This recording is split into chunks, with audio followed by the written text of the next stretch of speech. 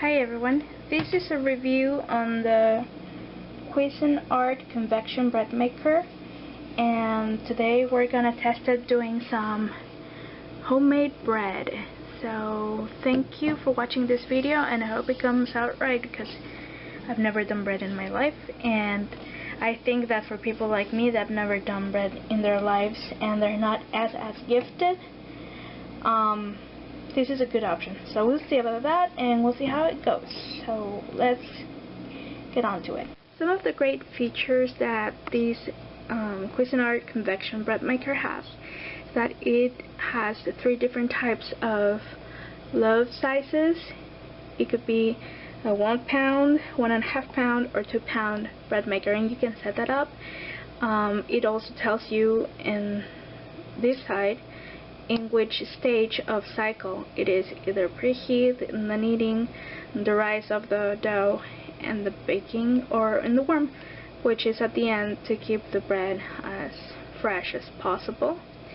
It also tells you what color of crust would you like in your bread, which is a light, medium, or dark crust. And you have all these options for different types of bread for making, and you can also make pizza dough, artisan dough, sweet bread, rapid sweet breads, jam, last minute loaves, and bake only.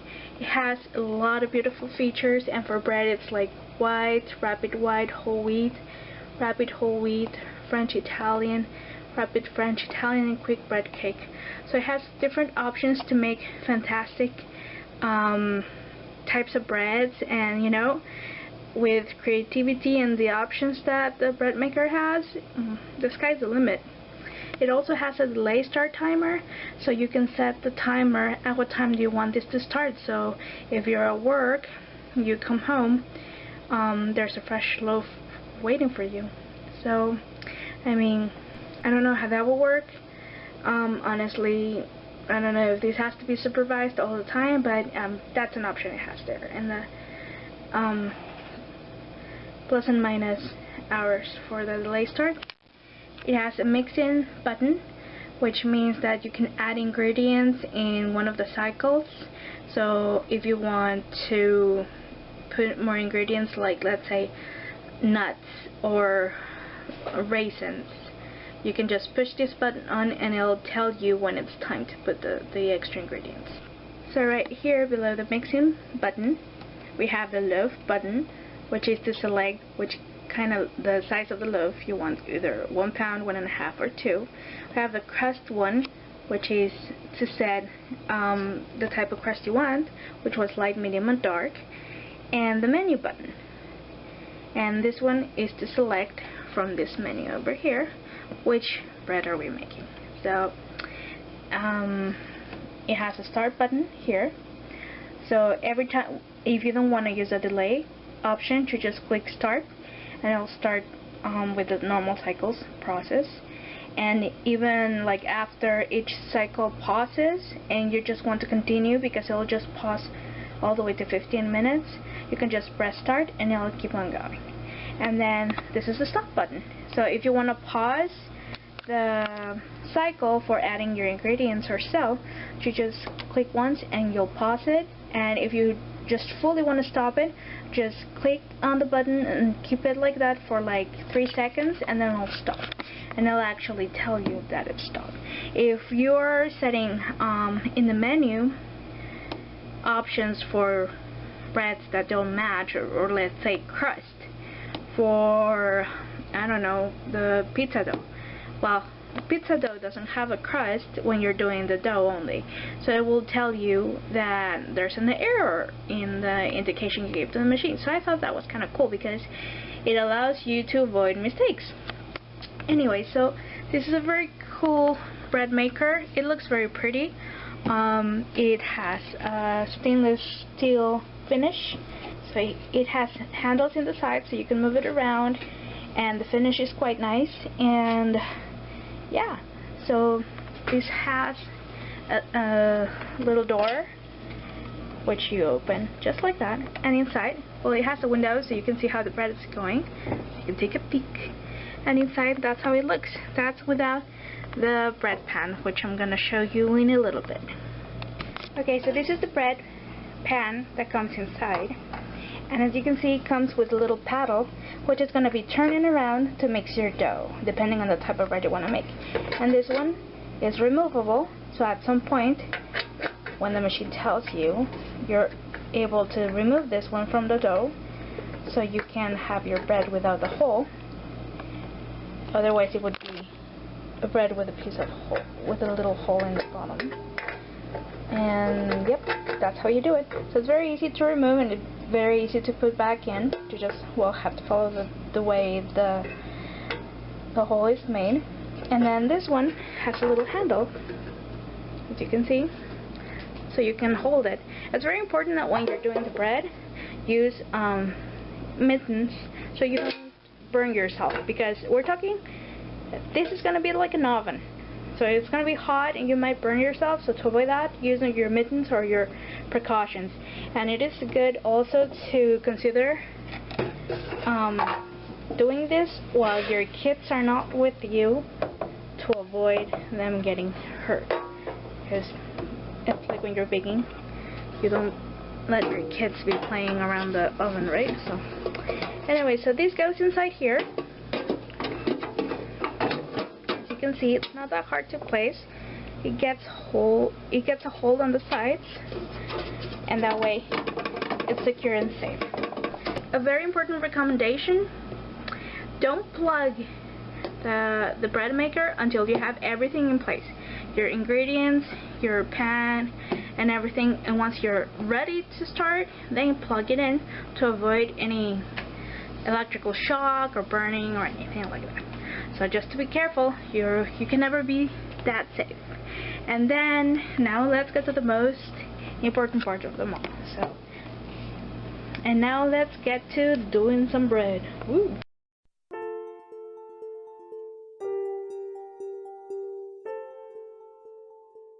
Okay, so for this recipe we're gonna need 1.5 cups of water. We're gonna need 1 1/4 tablespoon of unsalted butter, which is here. We're gonna need 1 1/4 teaspoon of salt, which is here, already measured. 2 1/2 of honey, which is a tablespoon, I think. I'll check that and I'll put it in the description. We're gonna need 4 cups of flour, which is here, and I'm gonna mix whole wheat and your all-purpose flour. So it's 2 cups of each, and mixing it, it's gonna become 4. And then 2 1/4 teaspoon of yeast, which is right here. The utensils you're gonna need are measuring spoon, so you can check it, exactly what amount of salt and yeast and honey you're pouring in your mixture. And I would suggest 2 measuring cups.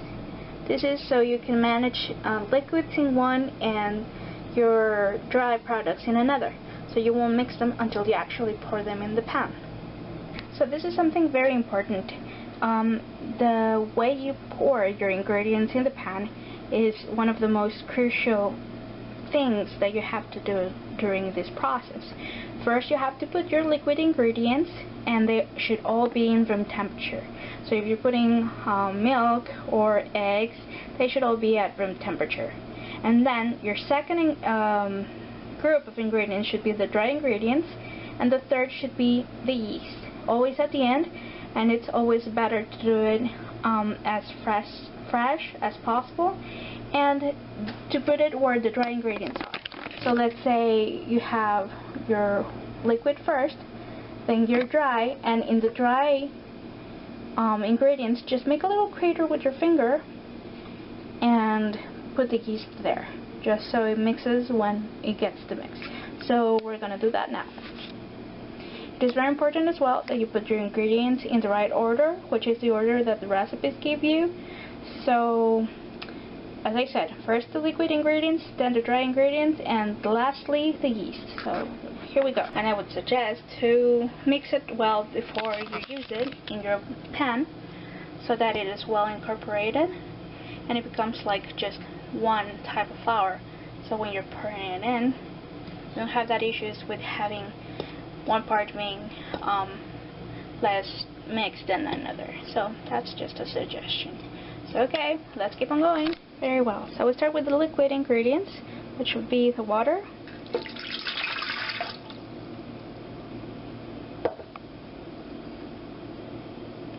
There we go. Then I'm gonna add the honey. Okay, now we're adding the honey. Now we're adding the butter. Okay, now we're adding the salt.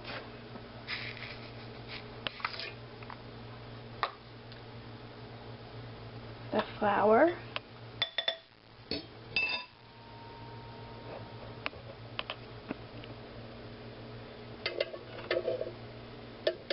And lastly, we're going to make, like the instruction said, a little crater here in the dry ingredient. Well, not there because the paddle's there. Let's just say here at the side. And we're going to put the yeast right there. That's the last ingredient. Okay, now that we put all our ingredients inside, we're going to take it to the bread maker. And we're going to place it inside. There you go. We're going to close this. And now we can plug our Cuisinart Convection Breadmaker. Very well. So we're going to plug it in. And it makes that sound automatically. So now what we're going to do is press the menu to choose our wheat. And we want whole wheat. So that's number 3. Then we're going to press across and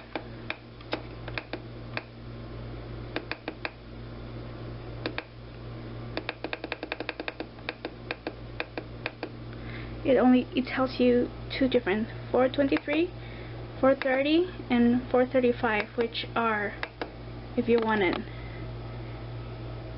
light, medium or dark. So we want it medium, so we're gonna put it to 430, and then we're gonna choose a loaf size, which it tells you here. It's 1 pound, 1.5 or 2. In this case the recipe is for 2, so we're gonna leave it right there. By default, the mixing button turns on. So since we're not gonna add any ingredients, we're just gonna turn it off and we press start.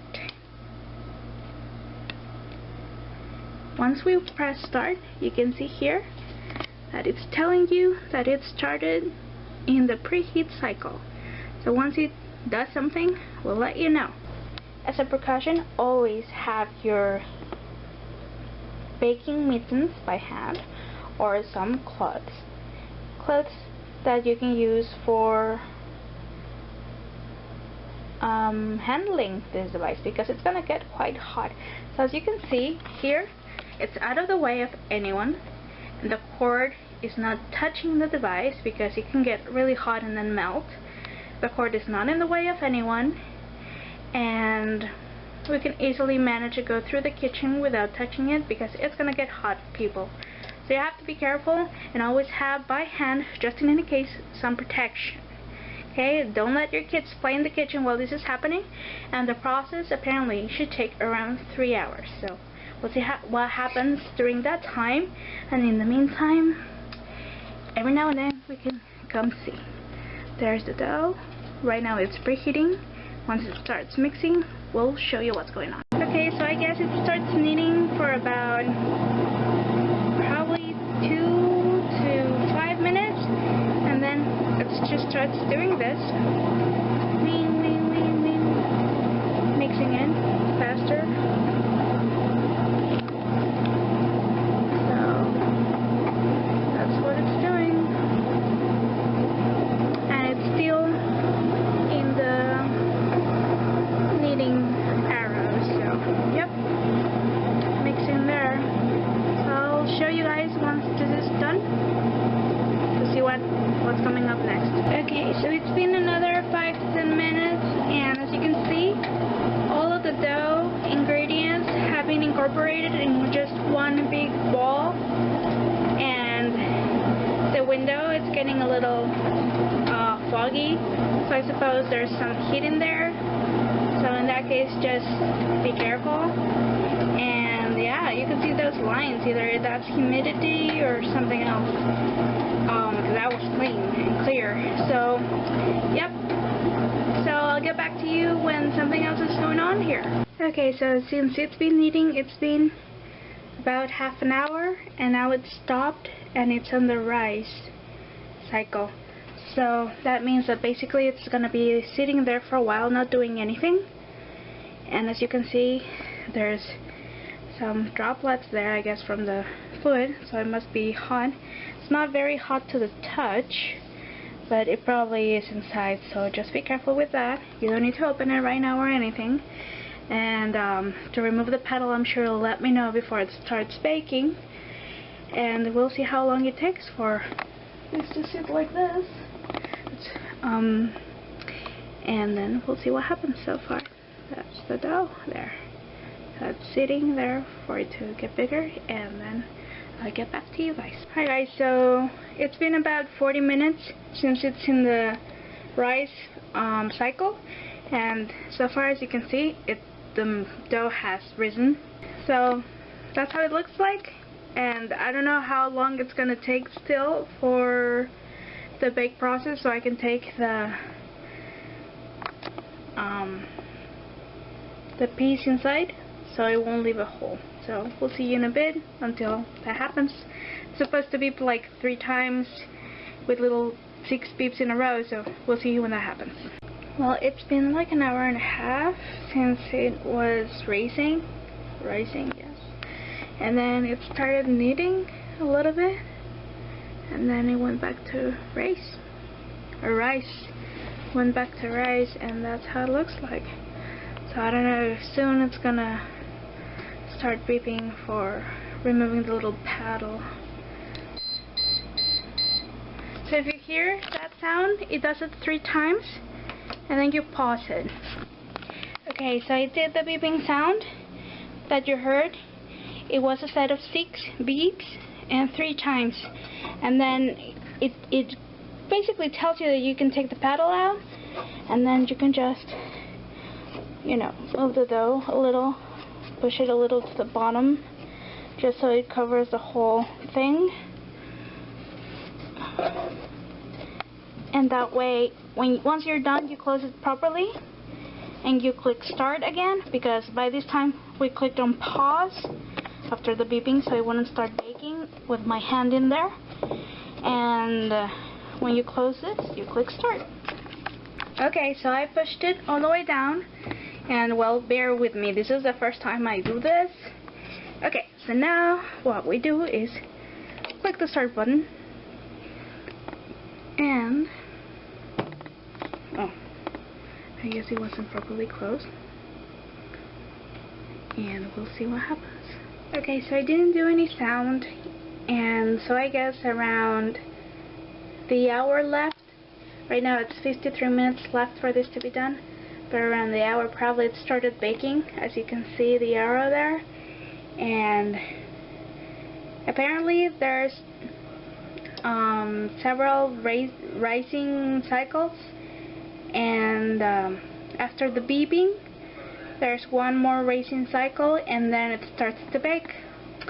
Okay, so it's minute 21 left for this to be done, and it's on the bake cycle. And as of this moment, this part of the machine is hot, so you have to be careful. You can feel it, but don't press it really hard because it is hot. But yeah, so this is the moment where you should be really careful for kids not to be hanging around the kitchen, and including yourself. The holders are not as hot, but it is hot, so like moving it around like this, I don't think it's recommended at all. And yeah, up here it's hot too, and here, yeah. So just be careful in this process. Once it's baking, it's hot. Be careful when you're handling, and I'm very excited because so far it's doing well. So there's the bread. It's baking, but it's not done yet. So just 20 more minutes to go. Woohoo! Okay, so then the countdown is down to 0, and it started beeping, telling me that's now just gonna leave it to warm. But basically, it's done. So there's the loaf. It's not dark. It was medium. So hopefully it's done. And I just clicked start to keep it warm because I didn't know what to do. But basically, technically, this is done. So I guess let's get it out. So we already unmolded the bread. Husband had to help me because he was kind of stuck. So basically what you would do is turn it upside down and start hitting this part. Not very hard, just hitting it, and just being careful because it's still hot. And then just putting your bread in a rack for it to cool down, and that's it.